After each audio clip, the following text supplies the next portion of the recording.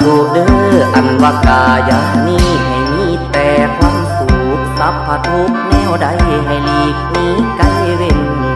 เห็นควงคันพุ้ยไผ่พญาทางยามากางความไว้ให้ไกลข้างหางคิงลิงนั่งเด้อเจ้าผู้ลิงเบิ่งน้ำคงใหญ่ทาลาให้กายาสุ่มเย็นขอเข็นให้จอยพาสัตว์ลอยในน้ำลอยไปสะลอง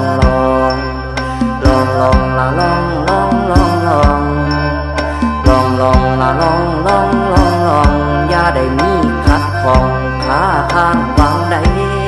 แสงเทียนไตใส่ส่องนำทางว่างผาศาสตร์ลงลอยลองไหลใน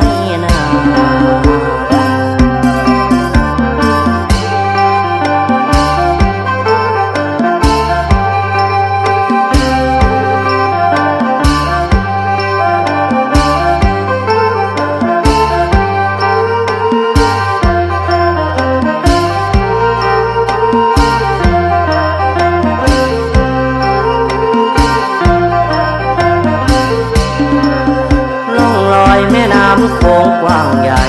เสนียดจันไหลให้ห่างไกล